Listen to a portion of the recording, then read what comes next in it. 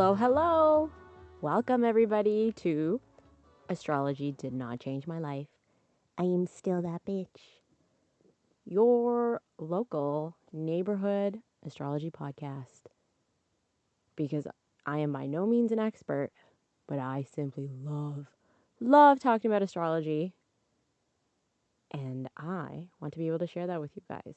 So, realistically, this podcast about astrology will just involve me having conversations to myself. And I hope that you can learn something from it. So, this first episode will mainly just be an introduction to who I am, inspiration. We'll be looking at what exactly a birth chart is, the components of a birth chart, very, very basic stuff. I'm just going to break it down to the nitty gritty, bare elements and disclaimers, because there will be lots of disclaimers when it comes to this broad field of astrology. So, to start, my name is Plutonian Aquarius, and as the name suggests, I'm an Aquarius with Pluto aspects, hence Plutonian Aquarius. Maybe we'll go for PA for short. I don't know. We'll figure it out as we go along. And if there's more episodes and if people like listening to my annoying voice. So to start, I'm going to be saying so a lot, and that bothers me. To start, I have been just reading and studying astrology just on my own time for maybe like over 10 years. I started when I was 10, and I have to bring up Sailor Moon because Sailor Moon was the start of it all. I was obsessed with that show as a child. All their pretty outfits, and they were fighting crime with the power of friendship and love.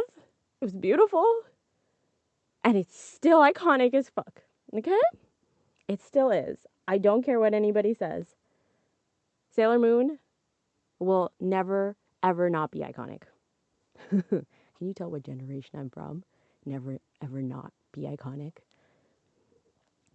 And so with Sailor Moon and learning about all the different sailors and all the different planets they represent, I kind of just went down another rabbit hole. And I actually delved into astronomy. And I think when I was like maybe 7 or something, like I just spent hours reading books. Yeah, I read a lot actually as a kid. I don't anymore. But I just read, like I would spend hours and hours just reading about all the different planets. And I can still tell you that Mercury is the closest to the sun. Venus is very, very similar to Earth, but it's also not because it's mainly a planet made of gas. So I have a lot of this like redundant because I don't actually use it in my everyday life, redundant information about astronomy, which is different from astrology. But oddly enough, astronomy took me to astrology. So the astrology that most of us are probably familiar with is the one that involves our sun signs, which is what we use based on our birthdays. So, for example, my birthday is February 5th, so I'm an Aquarius. Somebody who's October 20th, they're a Libra. Things like that. And I just was obsessed with finding out whose birthday was when, just so that I could figure out their sun signs.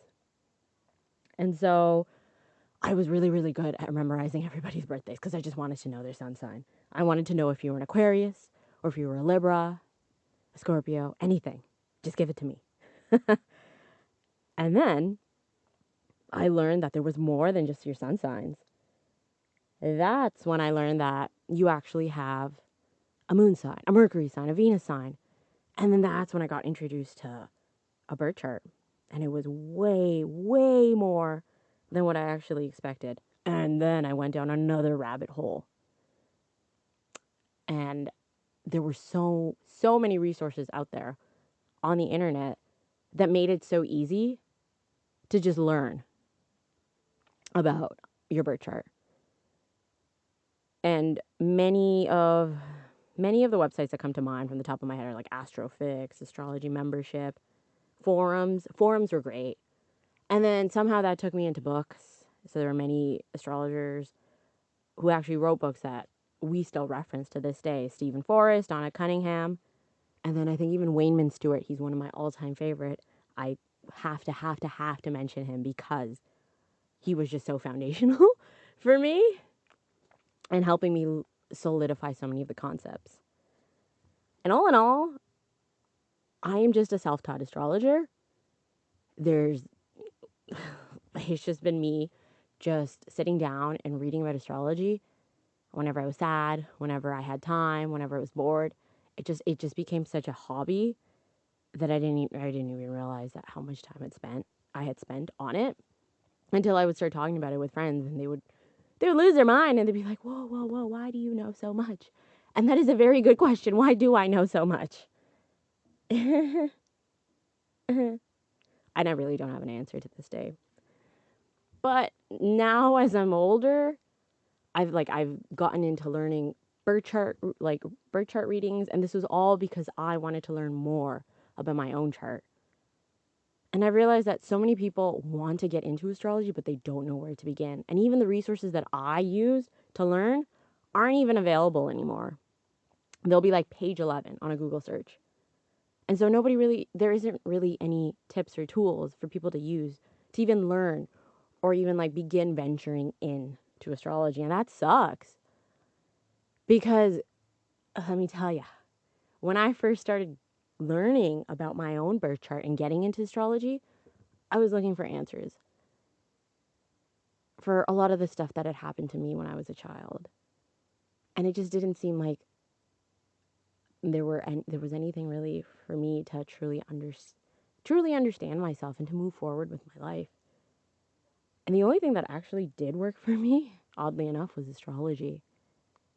It taught me all of a sudden there's so many things in my life that had happened to me that just made sense. And for the first time in my life, I actually was seen and, well, was valid. And I can see that now there's so many people. There's so many people that want to have that same experience where they want to have that same level of self-discovery and that journey into understanding who they are, but they don't even know where to begin because those resources aren't accessible. And even the paid resources, like, how do you know it's credible, right? And so, a very close friend actually suggested that I simply just make a podcast, especially since I can spend hours talking about it. I might as well record myself talking to myself about astrology. And so here we are. I simply want to have everybody else have that same experience that I had. That little magical, yeah, it was magical, okay? The magical journey of self-discovery with just trying to figure out who they are, really, and to give them tools to move forward with their life. And when it comes to things like that, it hasn't been accessible in a very long while for a lot of people. And I understand that it's because, yes, the people that do sell these resources, they have to make money anyway. But I guess this was just something because it was something that I did for fun and it just holds a special place in my heart and it's always just brought me comfort. It made sense for me to be able to make something that would be accessible for everybody else who simply wants to go through that same journey that I did, that 10-year-old self me did. And if I can even give that same experience to just one person, I'm solid. I don't see myself profiting off of this. And that's okay. This is just something that I want to do just for me, for fun, to, well, unleash my creative side. And I think in the midst of it, I hope that you guys can learn something from it and that you can benefit from it in your own way, whatever it may be. Yeah, so sappy intro aside, I also wanted to introduce myself further in terms of my aspects. So every day, I would always just find something new in my birth chart. And it would just lead me down another rabbit hole. And then all of a sudden, I was spending hours and hours just reading up on that one little thing that I found in my chart. And I guess I spent more than 10 years just analyzing my chart. So the subject that will be referenced the most in these podcasts will be my birth chart. And no, it is not because I love talking about myself, which I kind of do sometimes, but it's just easier. It's just easier to reference me. And if you know who I am actually bearing my soul to you guys, so please don't use this information against me. Thank you. But yes, as I was saying, an introduction to me as well. The big three that I have, so that for some of my peeps that do know astrology and are listening, I am a Scorpio rising. I'm an Aquarius sun, like I mentioned before, and I have a Gemini moon. So those are my big three. But as we get through more of the episodes, I'll probably be referencing my birth chart a lot, and so you'll know a lot of my aspects very well. I will make sure of it. Do not worry. Okay. Moving on, as I was saying, we were going to do like a quick introduction on the components of a birth chart. First things first, what exactly is a birth chart? What the heck, right? Astrology, which is pop astrology, that when it comes to the sun signs and the ones that tell you, the newspaper clippings that tell you about your future and things like that, we've only just known that it's based on your birth date. And so that is just your sun sign. That is just one component of your chart. Excuse me. So the birth chart basically is a picture of the planets and the position that they're in the heavens on the day and time and location that you were born at. As a result, the time that you were born and where you were born makes a huge difference. And all of the planets, and depending on where they're sitting in the chart in the heavens, give you a picture of your personality. Each planet represents a different facet of your personality, and when they all come together, they make up you.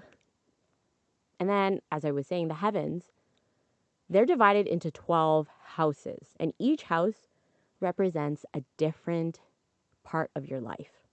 Now, depending on what the heck is going on in each house, for example, some people will have a planet in one house, but they won't have a planet in another house.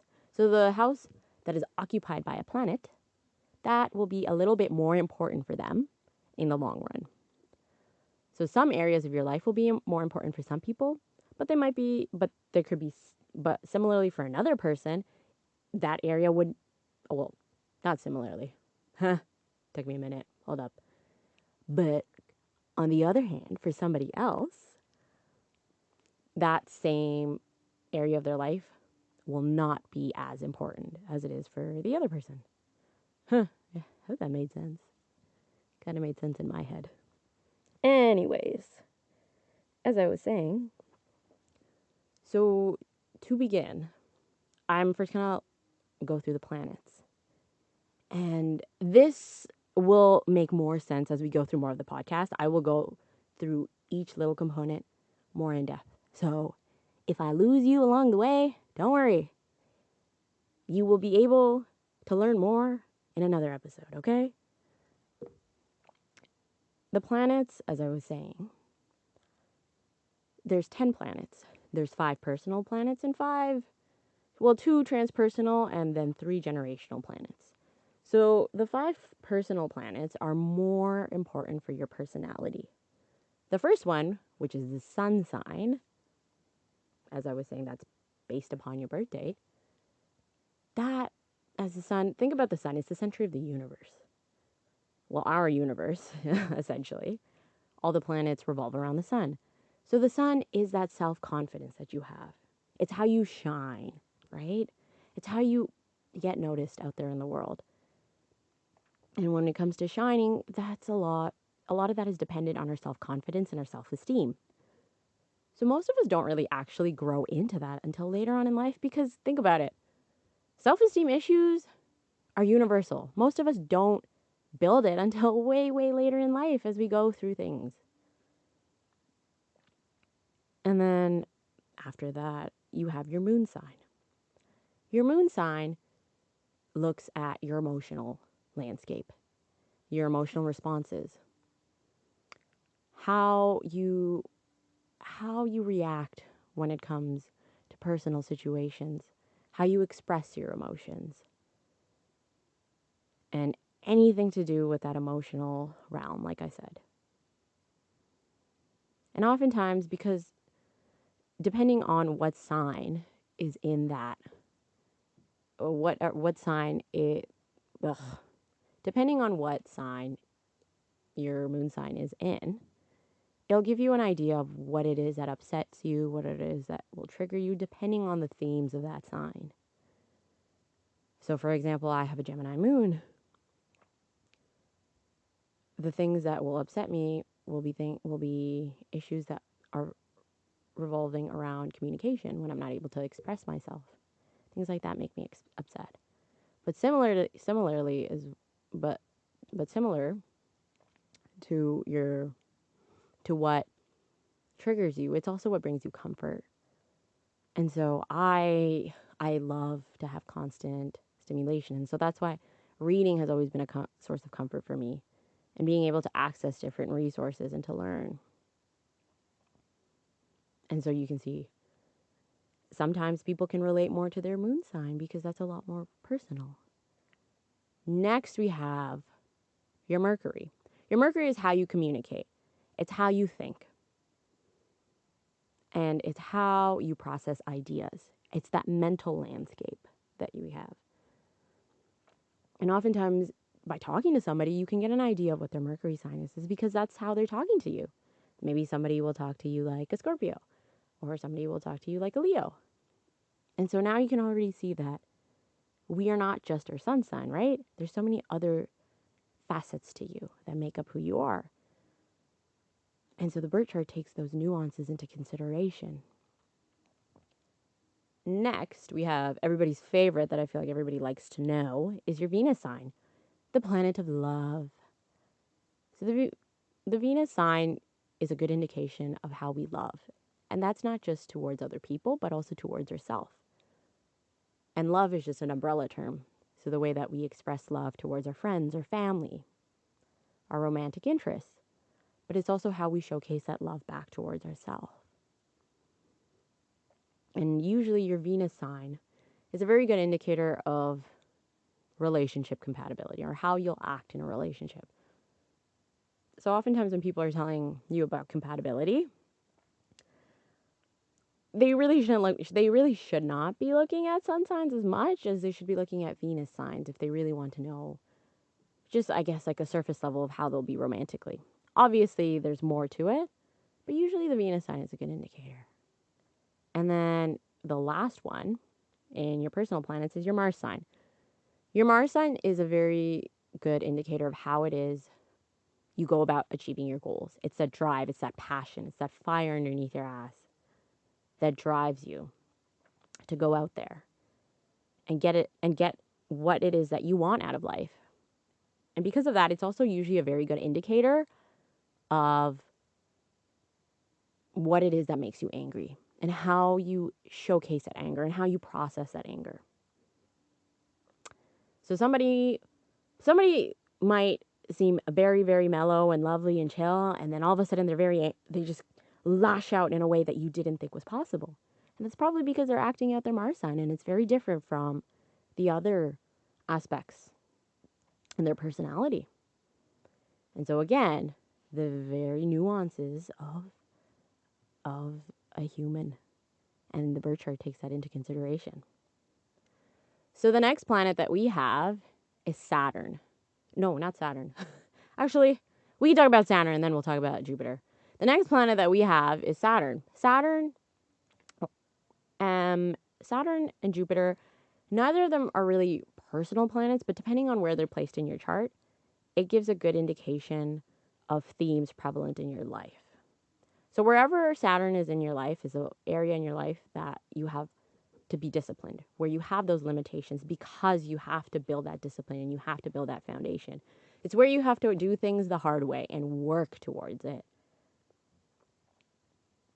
And then Jupiter, very big contrast from Saturn, is it's a planet of good luck and fortune and spirituality. So wherever Jupiter is placed in your chart is where you will go about finding your path to discovery, to spirituality, and where you find luck, essentially. And so when somebody tells you that they don't have good luck, well, they just haven't tapped into their Jupiter yet.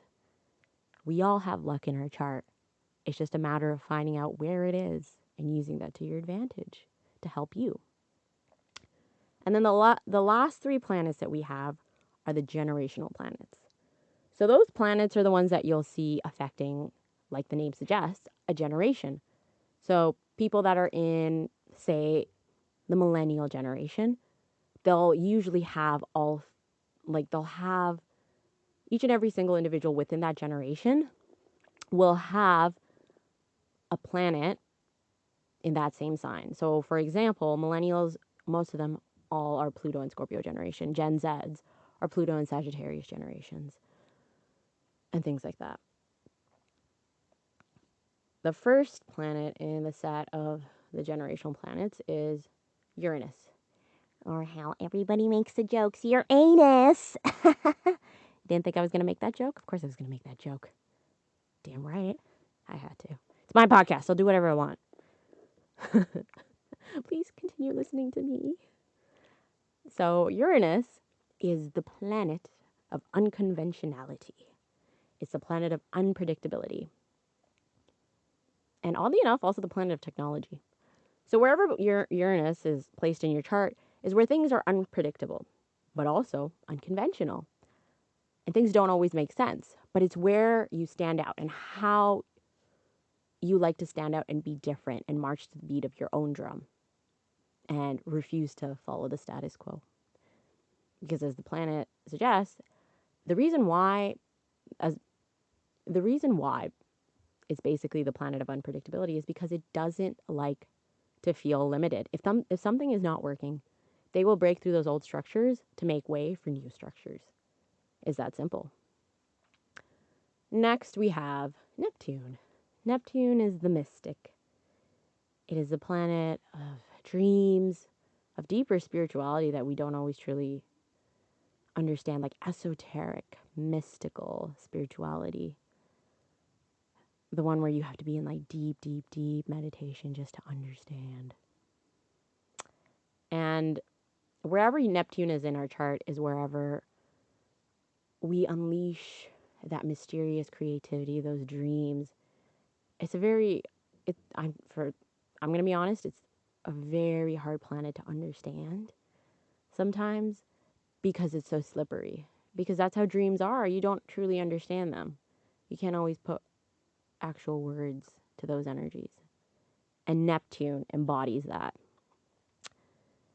And then, last but not least, we have Pluto, the planet of death, of transformation.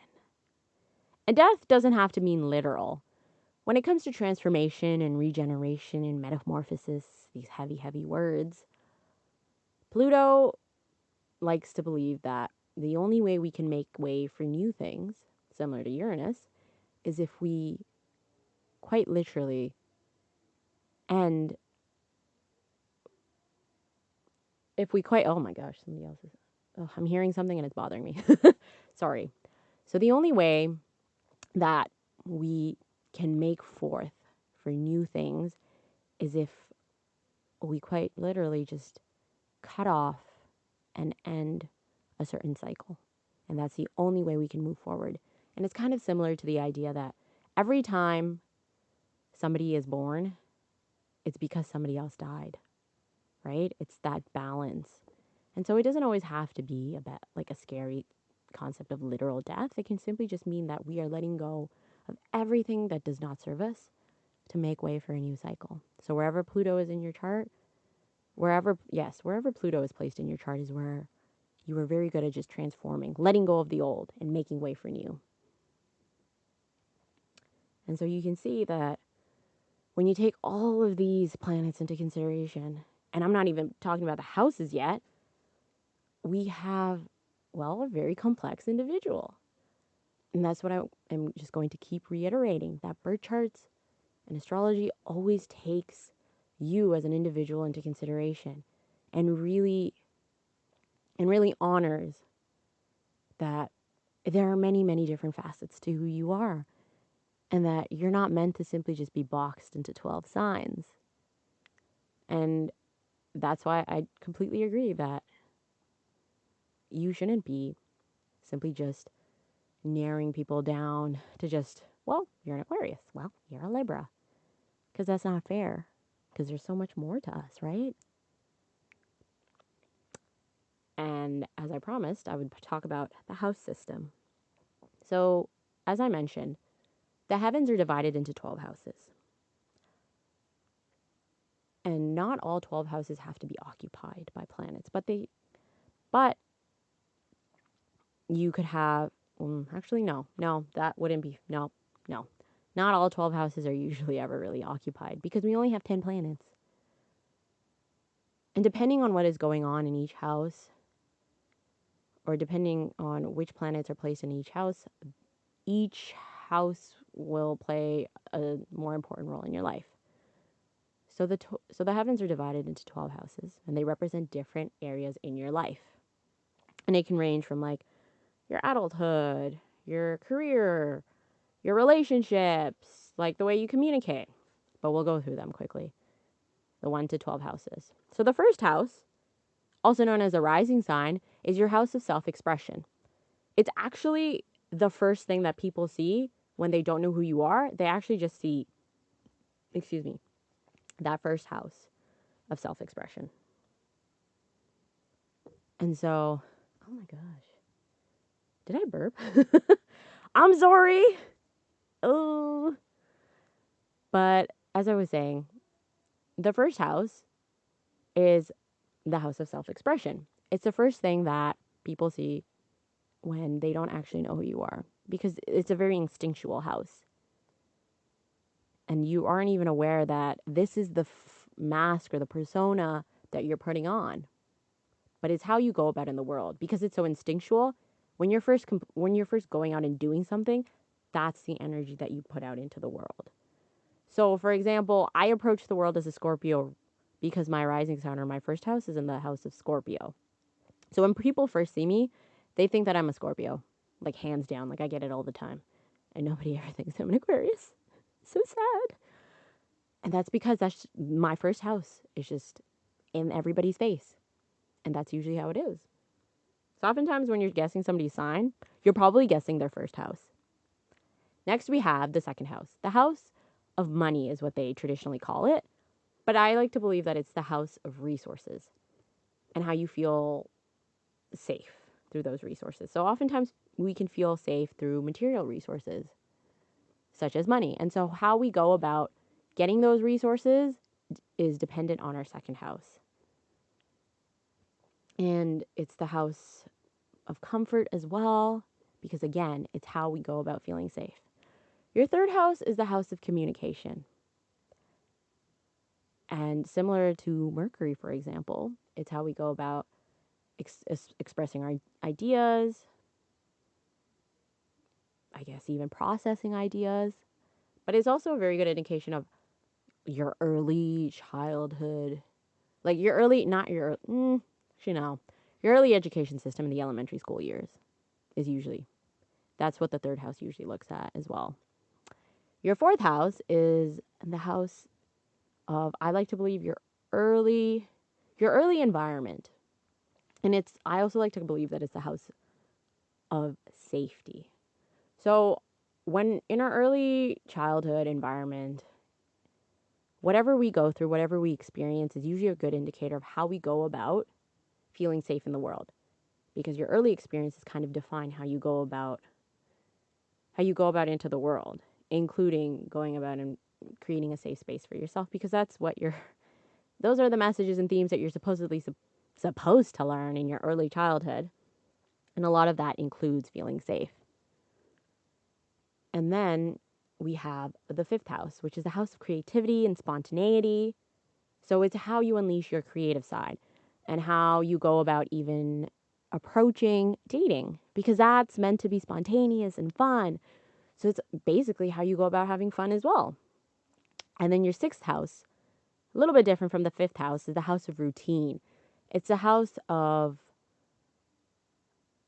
self-care as well, because part of your routine should involve a self-care routine. And for some people, it could be more chaotic. For some people, they have to follow a very regimented plan. And you could just be doing mundane things. Like some people have to wake up in the morning and they always have to have breakfast. I'm one of those people. That's why I brought it up. But other people have to go through their emails first, things like that. And that's dependent on what is going on in your sixth house. That's usually a good indication. And part of self-care also, and routines is also exercise. So how you go about taking care of your health in general. And exercise falls under that term as well. And how you process through sicknesses, and how you bounce back up from it, and how you take care of yourself. After that, we have the seventh house, which is the house of relationships. But relationships can also just mean partnerships. So it can essentially mean romantic relationships, friendships, the relationships that you have with your family members, but also say you need to get into a business partnership. Your seventh house is a very good indicator of telling you what it is that you need out of somebody, or you need out of the whole energy of the relationship in order to feel committed and to feel like you can be in that partnership and be in that give and take kind of situation. Because that's essentially what relationships are, really. Give and take. After that, we have the eighth house. The eighth house is another mysterious, mysterious house. I like to believe that it's more so the house of subconscious resources. Resources that are empowering in ways that go beyond the 3D. And oftentimes, this can be the house, because it's such a mysterious house, a lot of the energies that we have in this house are the ones that we keep hidden from us. It's the part that we think we should be ashamed of, that society won't accept. And oftentimes, it'll give you a good indication of intimacy, of how we view death, of how we view, and how we deal with trauma. Because it's that subconscious, deeply buried side within us. And we all have it. It's all there. But it's a matter of how we deal with it that the eighth house will tell us. And even intimacy is such a weird, taboo concept in our society as well. Because the whole idea of sex it's just become like distorted because of so many, many different things going on in the world half the time. And so that house is just honestly a lot of the things that we run away from. Next, we have a more lighthearted house now, is the ninth house. The ninth house is the house of self-discovery, of going through journeys to discover who we are and what we are, essentially. And so the ninth house is essentially how the pathway that we take towards discovering who we are. And oftentimes, spirituality helps us go through that self-discovery as well. So oftentimes, the relationship that you have with spirituality, the ninth house is usually a good indicator of telling you and how to go about approaching spirituality. It's also a very good indicator of how you are, or I guess the environment that you thrive in when it comes to post-secondary education, whether that's university or college or things like that. It's the education that takes part after you're 18, essentially. Next, we have the 10th house, which is oftentimes called the house of career. We grow towards it. And if you think about what careers mean in general, careers are what we give back to society and what we work towards presenting ourselves out there to the world. Because our career is essentially how we go about into the world. And if you really think about it, it's kind of your reputation. It's what people who don't really know you but have heard about you that's the energy of your 10th house. So for example, people that just have heard about me, and like have heard about what it is that I do depending on what it is that I like, depending on my career. A lot of them actually think that I'm like a Virgo because I'm very methodical, come across very analytical. And it's funny because I live in absolute chaos half the time. But that's because that's my 10th house energy. That's the reputation that I've built. And I've built that in my career. And if you're struggling to find a sense of purpose sometimes, when a sense of purpose on how you want to give back to society, oftentimes your 10th house will give you a lot of those answers. It's a very special house in my eyes. Then we have the 11th house. The 11th house is the house of unpredictability as well. Similar to Uranus, right? It's the house where things don't always go according to plan, but it is also the house of humanitarian efforts. So the things that kind of strike a chord with you and you gravitate towards, depending on if the 11th house is important for your chart, the things that hold a special place in your heart that you want to make an impact with, humanitarian and whatever humanitarian cause strikes a chord with you, the 11th house will usually tell you. And it's also the house of like technology and like casual acquaintances. And last but not least, we have the 12th house. Another very, very, very mysterious house. The 12th house is a very good indicator of also your subconscious mind. But it's the subconscious that is also collective. So that's a term that I'll be using a lot, is collective consciousness. And collective consciousness is the thing, it's a concept where we're all universally connected through universal experiences. For example, pain is something that almost all of us go through. That is a very, very universal experience. Your 12th house helps you connect to everybody else. Whatever is going on in your 12th house is usually a good indicator of telling you what it is.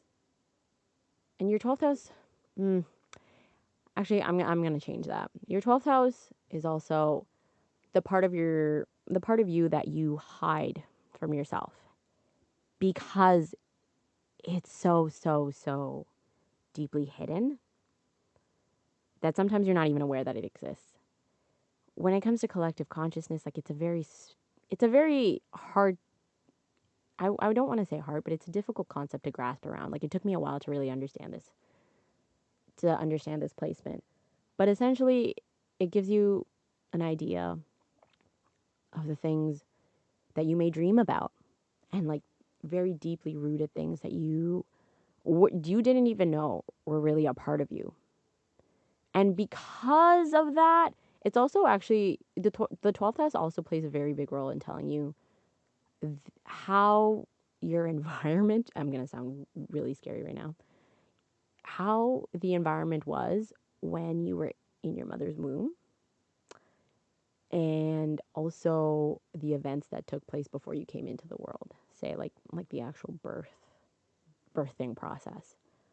Yeah, I wasn't kidding when I said that the 12th house not the 12th house, all of the houses look at various different aspects of your life, and it all just comes together. So when you put the planets with the house system together, now all of a sudden you have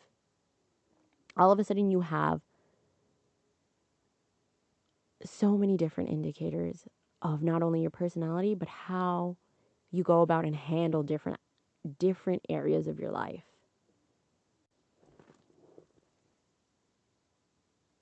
Yeah, that's absolute heavy, heavy stuff if you really think about it. And I can totally understand why it's so overwhelming to just look at it at first. And also why it took me years to try and figure out my stuff. But you guys don't have to do that. That's what I'm here for. Sorry, I kind of just blasted into the mic. I am here to help you guys learn about your own chart at your own pace. And hopefully it won't be as daunting as, well, everybody else makes it to seem. Now, to end the podcast, I'm going to talk about disclaimers. And I have quite a few actually. First things first, I do not claim to be an expert. Like I said before, I'm just a little loser who spent years of her time just studying it, and I just like talking about it. And I'm just going to be having conversations about astrology. And if you guys can learn something from it, great. If not, sorry. But whatever resources I do reference, I will create like a little database, I guess, for you guys to access. And I will always reference all of these resources that you can read in your own time as well. Turn on the page. This is very, very, very, very important. As I was going through all of the different planets, a birth chart is very, very, very sensitive information. If somebody is coming to you to have their birth chart read, you treat it with the utmost respect. Do not use it to harm them. Do not use it as information like to use against them. Because if you do, it will come back on you tenfold. Believe me, you do not mess around with things like that. The same way that you don't go around disclosing people's personal health information, you do not go around disclosing people's birth chart. Not cool, and definitely, definitely not fair. Okay? And I do not condone any of that. Okay? So if you want to be if you want to get into astrology and like one day be an astrologer, you have to go about it ethically, okay? Especially when it comes to like a lot of these occult concepts. It's very foreign and scary for a lot of people to venture into. You want to be that safe space for somebody, okay? Alrighty. The other thing is that I don't really look at relationship compatibility because at the end of the day, intention is everything. Now, going along the lines of attention, I don't look at relationship compatibility because there's not a single thing that a birth chart can tell you if you want to be with somebody, because the intention is there. If you want to be with somebody and you want to make things work, that's it. That's all. Yeah, like a birth chart could just be like further confirmation, but it shouldn't deter you. But if the birth chart tells, if the compatibility, not the birth chart, if the compatibility tells you that is not going to work out, don't let that deter you at all. Because at the end of the day, there's not a single thing that can tear you away from the person that you want to be with. And that does not just apply to romantic interests. It can apply to family, to friends, to kids, to fur babies, anything. Now, to add on to intention, what you do with that information from your birth chart is up to you, okay? Because intention is everything. A birth chart is just irrelevant if it doesn't mean anything to you, really. You have the birth chart as a guide for self-improvement, for self-discovery, because that's the train of thought that I go along, okay? I got into astrology because I was looking for ways to improve myself and to learn more about myself. And I want to be able to do the same for everybody else.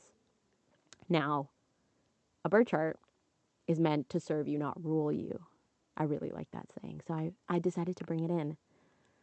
So, realistically, astrology does not have to change your life at all. You could still be that bitch, okay? It's up to you. The choice will always be yours. You will always have free will. I am big on that, and I want you guys to always remember that too. Because oftentimes I've found in the past, whenever I mention certain aspects, people like to let that dictate their life and all of their future decisions, and it shouldn't be like that. And you'll learn as I go along and I teach more about, I go more in depth on certain things, say like an aspect, you realize that there's always going to be a positive and a negative manifestation. And so the choice will always be yours, whether you want to go into the positive direction or if you want to follow the negative. Because again, intention is everything. And remember, astrology does not change your life. It does not have to at all. Also, last but not least, and I like saying that too, last but not least, don't do readings for people under the age of 18, man. Nah, don't do that. Let them be kids.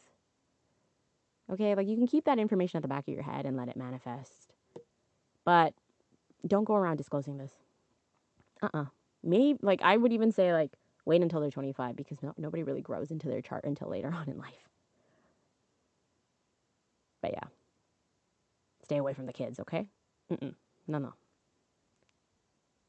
Anyways, now that I've got my disclaimers out of the way, thank you for tuning in, and thank you for those of you who actually stayed and listened for that long. I hope you guys were able to get some idea and the basics of what a birth chart is and the basics of astrology. And I hope it'll make you guys want to tune in to the next episode. I'm really excited to simply just continue talking about astrology. And for those that want to tune in and sit and listen along, I thank you. And until next time.